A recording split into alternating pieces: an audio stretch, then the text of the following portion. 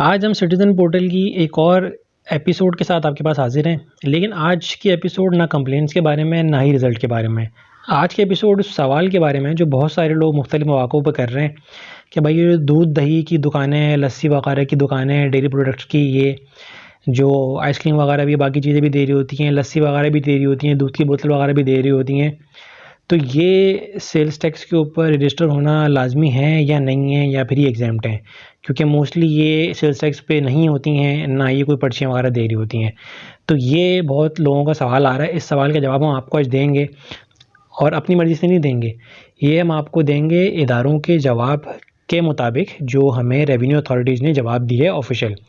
हमने सिंध के अंदर भी ये भेजा, हमने पंजाब के अंदर भी भेजा, दोनों प्रोविंशियल रेवेन्यू अथॉरिटीज़ को कि भाई इस बारे में वजाहत करें।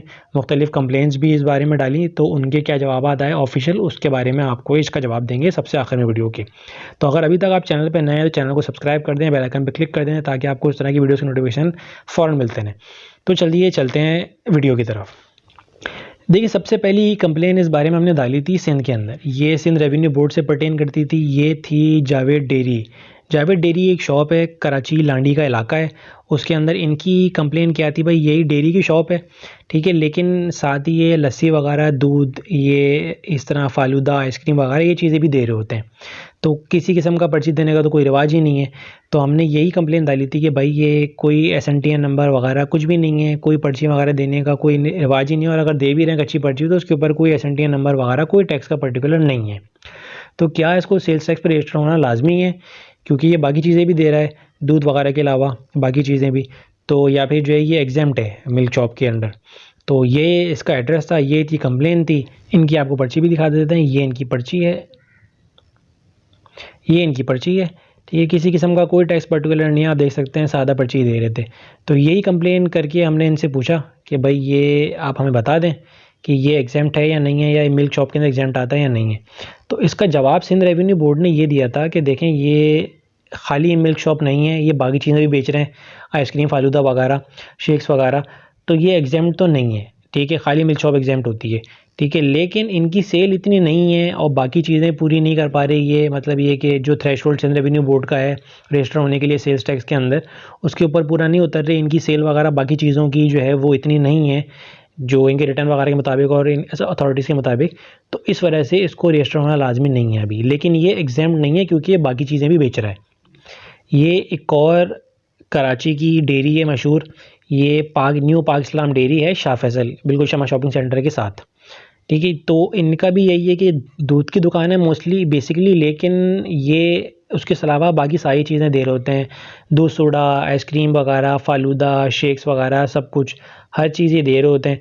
तो इसके बारे में हमने फिर ये पूछा कि भाई ये एग्जाम्प्ट है या नहीं है, किसी किस्म का पर्ची देने का कोई रिवाज नहीं है। तो इसके बारे में सिंध रेवेन्यू बोर्ड ने ये रिप्लाई किया था कि नहीं, ये बिल्कुल भी एग्जाम्प्ट नहीं है। ये नॉन रजिस्ट्रेशन के ऊपर इन्होंने इसको शो कॉज भी नोटिस इशू किया कि आप इसको मैंडेटरी रजिस्टर हों और आप पे पेनल्टी भी लगेगी अब तक नॉन रजिस्टर होने के ऊपर। ये शो कॉज नोटिस भी उन्होंने साथ में अटैच करके दिया। क्यों, वजह क्या बताई उन्होंने? वजह इन्होंने ये बताई कि भाई ये दूध की दुकान नहीं है सिर्फ, ये उसके साथ बाकी चीज़ें जिसके अंदर आइसक्रीम, शेक्स, दूध, सोडा वगैरह सब चीज़ें शामिल हैं, तो वो बेच रहे, तो ये एग्जाम्प्ट नहीं है। इसी तरह की हमारी तीसरी कंप्लेन थी, हमने ये डाली थी पंजाब की मशहूर चाचा फीके की लस्सी है, ठीक है, उनके बारे में स्पेसिफिकली कि भाई ये मतलब ये बाकी चीज़ें तो नहीं देते, ये दूध की दुकान ही है मोस्टली, ठीक है, और साथ में लेकिन ये लस्सी ज़रूर देते हैं, और उनकी लस्सी बहुत मशहूर है, लोग बहुत दूर दूर से पीने आते हैं। तो लस्सी एग्जाम्प्ट होती है या फिर ये फालूदे, आइसक्रीम वगैरह की कैटेगरी के अंदर ही आ जाती है?